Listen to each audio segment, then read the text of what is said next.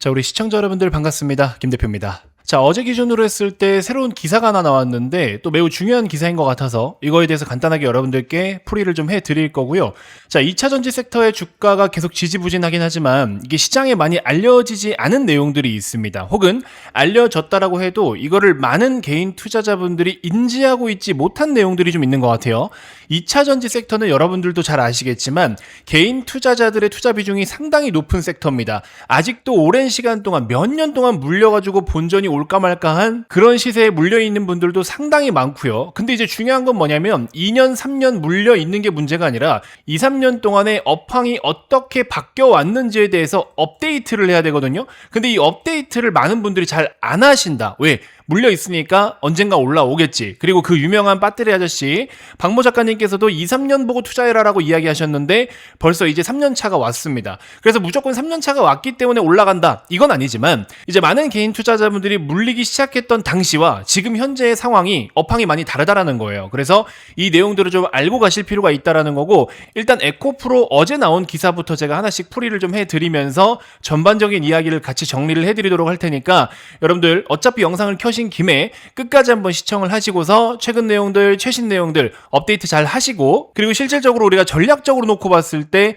에코프로가 이르면 이번 주, 늦으면 다음 주 정도에는 본격적으로 다시 한번 반등이 좀 강하게 나오는 그런 흐름을 가져올 것 같거든요. 그래서 전체적으로 한번 내용을 말씀드려 보도록 할 테니까 되도록이면 김 대표 영상은 끊지 않고 처음부터 끝까지 보시는 게 하나의 스토리와 구조, 흐름들을 통으로 이해하시는 게 좋기 때문에 지금 여러분들 구독 한 번씩 눌러주시고요. 나중에 마음에 안 들면 그때 가서 취소하셔도 되니까 지금 구독 한 번씩만 눌러주시고 영상 꼭 끝까지 시청해 주시길 바라겠습니다. 자, 바로 한번 본론으로 들어가 보도록 할게요. 일단 어제 나온 요 기사, 에코프로가 중국에서 독점하고 있는 이 LFP 배터리의 핵심 소재를 탈피하는 데에 첫걸음을 내딛었다. 이제 요런 내용인데, 일단은 우리가 배터리가 만들어질 때 배터리가 어떤 배터리냐에 따라서 조금 디테일한 공정 차이는 있을 수가 있는데, 한국 배터리 기업들 같은 경우에는 3원계 배터리 NCM이나 NCMA, NCA 이런 거 있죠? 니켈, 코발트, 망간 베이스로 하는 3원계 배터리가 우리는 주력 제품이었고요. 중국 같은 경우에는 리튬 인산철 배터리 LFP가 주력 상품이죠. 근데 이제 시장 분위기가 어떻게 흘러가고 있습니까? 3원계보다는 아무래도 LFP가 조금 더 주목을 받는 그런 시장으로 전환이 되고 있습니다. 3원계 배터리 같은 경우에는 굉장히 애매한 거예요. 가격이 높아, 성능도 좋은 건 알겠거든요. 근데 그 정도의 성능은 오히려 LFP로도 커버가 가능하다라는 거죠. 그러니까 완성차를 제조하는 입장에서, 자동차 기업 입장에서는 차량에 여러 가지 모델들이 있을 거 아니에요. 모델 구성에 따라서 밑에 보급형 차량들이나 기본 재원들의 차량들은 LFP로 충분히 가격적인 메리트를 부여해주는 게 적합하다라고 판단이 될 수도 있을 것이고, 이제 중간층이 굉장히 애매한 거죠. 우리나라 차로 따진다면은 약간 뭐 소나타나 그랜저 좀 낮은 등급들, 이런 걸 예를 들어 전기차로 전환한다라고 했을 때 LFP를 쓰기도 애매하고 3원계를 쓰자니 가격이 비싸지고 굉장히 애매해지는 그 라인들이 있어요. 근데 그 라인들이 어찌됐건 간에 중요한 거는 LFP를 많이 채택을 하려고 한다라는 겁니다. 아무래도 자동차 가격이 이래저래 다 올라가고 있으니까 배터리 가격이라도 어느 정도는 세이브를 해야 되는 상황이 왔죠. 근데 이제 예를 들어서 뭐 제네시스급 이상으로 올라간다라고 하면 약간의 프리미엄 느낌의 자동차 모델이고 그러한 등급들의 라인업들이잖아요. 이제 그런 쪽에서는 아무래도 성능이 더 좋아야 되죠. 가격이 비싼 거는 인정하고 인지하고 타는 그런 모델들이기 때문에 가격에 대해서 우선적으로 크게 걱정하지 않는 모델들은 3원계 배터리를 많이 사용을 한다라는 겁니다. 저도 지금 개인적으로 전기차를 타고 있거든요. 근데 제 전기차는 삼성 SDI에 NCA 배터리가 들어갔는데 배터리 가격이 얼마냐 뭐 이런 거 사실 안 따지고 탑니다. 근데 NCA 배터리가 들어갔음에도 불구하고 요즘 겨울철에 제가 한 90% 정도의 충전을 하면은 한 430km밖에 안 나와요. 근데 여기서 히터 틀고 핸들 열선 틀고 이런 거 틀면은 한 380km밖에 안 나옵니다. 생각보다 주행거리가 많이 안 나오긴 해요. 겨울이 확실히. 그럼에도 불구하고 사실 저는 뭐 장거리 운행을 하는 사람은 아니기 때문에 당장에 큰 불편함은 없는데, 장거리 지방을 한번 딱 갔다 왔거든요. 근데 그땐 조금 불편하긴 하더라고요. 근데 이제 그거 말고 일상생활에서는 뭐 너무 편한 부분들이 더 많긴 합니다. 아무튼 뭐 잠깐 개인적인 얘기를 해봤고요. 아무튼 이런 식으로 이제 라인업들이 구성이 되고 있고, 시장에서 이제 LFP를 많이 채택하고 있기는 합니다만 자동차뿐만 아니라 또 리튬 인산철 배터리가 어디에 많이 쓰이고 있습니까? ESS 쪽, 그죠? 데이터 센터가 굉장히 많이 지금 빠르게 증가를 보이고 있기 때문에 거기에 이제 ESS 쪽으로는 3원계 배터리도 들어갈 수는 있어요. 3원계를 쓸 수도 있고 모든 유형의 배터리를 다 쓸 수는 있지만 아무래도 상대적으로 가격적인 메리트라든지 용도적인 측면, 안전성적인 측면에서는 ESS에서는 또 LFP를 많이 채택을 하긴 합니다, 실제로. 그래서 LFP가 요즘에 굉장히 대세가 되고 있다는 거고 3원계 배터리는 그냥 전통적인 강자다, 이런 느낌이 좀 있습니다. 아무래도 니켈이나 코발트 같은 원자재 가격도 너무 비싸기 때문에 에너지 밀도가 높아서 성능은 좋지만 화재 위험도 더 높고 LFP에 비해서 수명도 좀 짧은 편이에요. 뭐 가볍긴 합니다. 근데 이제 ESS로 들어가는 거는 무게 같은 건 상관없죠. 오히려 성능은 더 길어야 되겠죠? 화재 안전성도 너무나 중요한 거고요. 그래서 ESS 쪽으로는 차라리 LFP를 채택한다라는 의견들이 굉장히 많고 실제로 그렇게 많이 쓰이고 있고, 그래서 이제 우리나라 배터리 셀 기업들도 LFP 생산을 하기 위해서 열심히 준비를 해왔고 LG 엔솔이 작년 하반기에 본격적으로 공장 가동 시작했고 삼성 SDI도 연말 연초 가동 본격 개시한다라고 했고요. SK는 아직은 준비 중에 있습니다. 이렇게 지금 돌아가고 있는 중인데 그러다 보니까 에코프로와 같은 이제 소재 기업들도 LFP 쪽을 준비를 해야 돼요. 근데 이제 두 가지의 과제가 있는 거죠. 첫 번째로는 시장에서 찾고 있는 거, 시장의 대세를 찾아가야 되기 때문에 트렌드를 찾아가기 위해서 자체적으로 개발하고 있는 여러 가지 기술들이 있긴 하지만 현재는 LFP가 시장에서 많이 주목을 받고 있기 때문에 이쪽을 같이 따라가게끔 준비를 해야 된다라는 거 첫 번째. 그 다음에 이제 두 번째로는요, IRA 법안, 그렇죠? 우리 IRA로부터 생산 세액공제 혜택을 받으려면 AMPC라는 세액공제 혜택 크레딧을 받으려면 어떻게 해야 돼요? 중국을 배제해야 됩니다. 그렇죠? 중국과의 연관이 없어야 되는데 그동안에 이제 배터리를 만들 때 가장 핵심적인 소재라고 이야기할 수 있는 게 전구체라는 소재가 있어요. 근데 이 전구체가 리튬 원료에다가 화학물을 첨가해가지고 만들어내는 건데 이게 환경오염이 엄청 심합니다. 그래서 이제 국내에서는 거의 생산을 안 하고 중국은 이제 환경 기준들도 무시하고 그냥 생산을 해버리는 건데 이 전구체가 중국의 의존도가 너무 높아요. 그럼 일단 에코프로 입장에서는 대세의 흐름을 따르느냐라고 했을 때 요거는 오케이가 된 거죠. 두 번째로는 이제 요거를 어쨌든 해결을 해야 되는데 이번에 그걸 해결했다라는 걸 이야기를 해주고 있는 겁니다. 그래서 이 전구체라는 소재를 중국의 의존도가 매우 높았는데 무전구체라 그래서 전구체를 그냥 사용하지 않아요. 전구체라는 단계가 없이 리튬하고 원료를 직접 그냥 합성을 해버립니다. 그래서 무전구체 기술을 적용을 한 LFP 배터리를 생산을 할 수 있다. 그거를 오창 공장에 구축을 하고 있다라는 내용이 이제 기사로 나온 겁니다. 이해가 되시죠, 여러분들?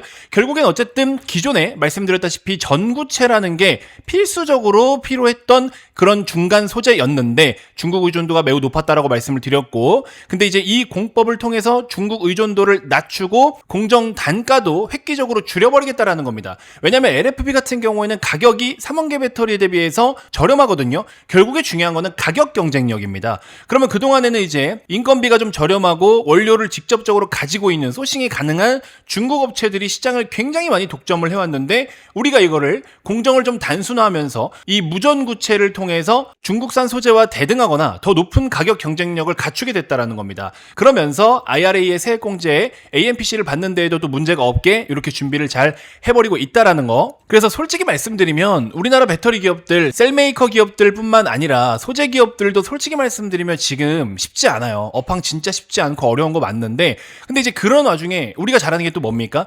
기본 베이스가 튼튼하니까 그리고 또 높은 기술력을 갖고 있다 보니까 계속 그거를 디벨롭하고 그 다음 단계의 새로운 기술들을 또 연구하고 개발하고 론칭하고 이런 과정들이 계속 이어지고 있고 지금도 진행 중에 있잖아요. 그리고 이제 전 세계적으로 놓고 봤을 때 EV 전기차용 전고체 배터리 있죠. 전구체 말고 전해액을 고체로 전환한 전고체 배터리를 우리가 차세대 배터리라고 이야기를 하고 있잖아요. 이 차세대 배터리, 꿈의 배터리, 전고체 배터리를 이제 본격적으로 자동차에 탑재할 거를 현대차가 생산을 해냈다라고 하죠. 자, 그래서 이제 전고체 배터리도 우리나라가 좀 있으면 선두주자에 확실하게 자리매김할 가능성이 높다. 원래는 도요타예요. 일본의 도요타가 가장 진도가 빠른데 우리나라는 삼성 SDI 그리고 또 몇몇 핵심 기술들은 이수 스페셜티 케미칼, 레이크 머티리얼즈 이런 종목들 따라가고 있다. 어쨌든 전고체 또한 배터리는 배터리잖아요. 그래서 이 부분도 우리가 굉장히 빠르게 준비를 잘 하고 있다. 그래서 주가를 놓고 보시면 그동안에 안 좋았던 거 뭐 인정합니다. 그래서 많은 분들은 이제 2023년도에 한참 고점 찍을 때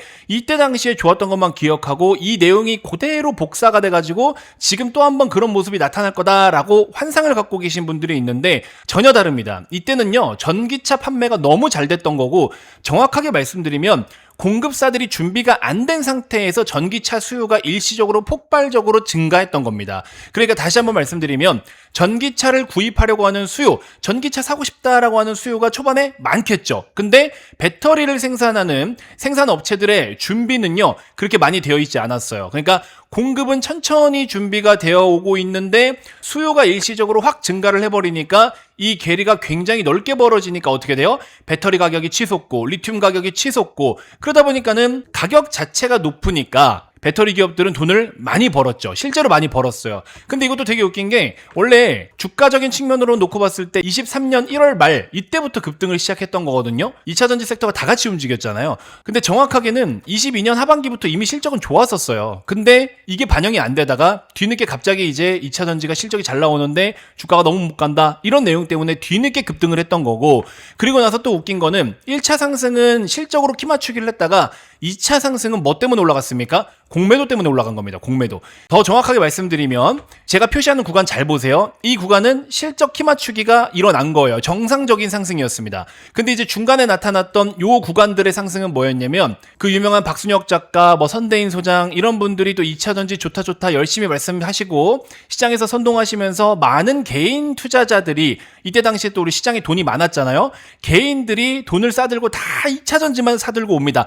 그러다 보니까 개인들이 만든 2차 시세였고, 막판 요 시세 있죠? 이 시세는 뭐였냐면 공매도 쇼커버링과 숏스퀴즈, 공매도가 터지면서 청산당하면서 매수로 들어오면서 매수가 우르르 몰리면서 개인들도 한 번 더 샀고, 그러면서 막판 피날레로 끌어올린 건데, 올리자마자 이제 실적의 정점이 나온 거죠. 아, 이거는 너무 과하다 등등등 여러 가지 이야기가 나오면서 주가가 무너지기 시작을 했던 겁니다. 그러면서 이제 요 하락한 구간 동안에 계속 캐즈미니 뭐니 전기차만 보고 있는 거죠. 전기차가 회복이 안 된다, 전기차가 안 팔린다, 전기차만 노래를 계속 부르고 있는데, 정작 회사들은요, 전기차도 물론 걱정이 되지만 더 중요한 건 다른 파이프라인으로 승부를 보겠다고 지금 준비를 이미 해왔습니다. 그래서 업황이 안 좋은 거 알고요, 불황인 거 알고 다 알고 있어요. 그래서 지금부터 이제 새로운 5년의 출발점이다라고 LG엔솔의 김동명 사장도 이렇게 직접 이야기를 했다라고 합니다. 그래서 여러분들 이미 작년부터 다 알고 계시겠지만 우리는 그동안에 전기차를 보고 배팅을 해왔는데요, 이걸 이제 시선을 좀 돌려서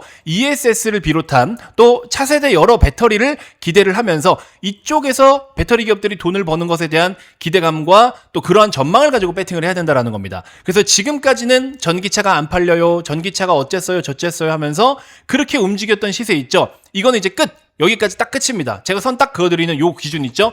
여기서 그냥 다 끝난 거예요. 그래서 이 앞쪽에 이렇게 모습이 나타난 것들은 전기차로 올랐네 내렸네 좋네 안 좋네 다 끝난 겁니다. 그러면 지금부터는 이제 새로운 거, 말씀드린 ESS를 비롯한 새로운 걸로 다시 하나씩 차근차근 쌓아가야 되는 그런 때가 왔다라는 겁니다. 그래서 어찌 보면 바짝 최근에 이제 리튬 시세가 엄청나게 급등을 보이고 있거든요. 리튬이 어제 기준으로 했을 때는요, 탄산 리튬 선물 가격이 상한가로 마무리가 됐어요. 오늘 추가적인 갭상승 더 나타났는데도 불구하고 2차전지 주요 종목들의 움직임들은 별로 크게 나타나지 않죠. 그만큼 과거처럼 우리가 리튬 재고를 뭐 빵빵하게 들고 있는 것도 아니고 중국의 의존도를 결국에는 낮춰가지고 새로운 기술을 준비하고 있는 상황이다 보니까 이래저래 여러 가지 구조들이 약간 과거에 비해서 좀 틀어진 부분들이 없지 않아 있다. 근데 그게 안 좋은 거냐? 그렇진 않다라는 겁니다. 그냥 지금부터 2차전지 섹터는 좀 다르게 봐야 된다. 저는 그냥 이 말씀을 드리고 싶은 거고요.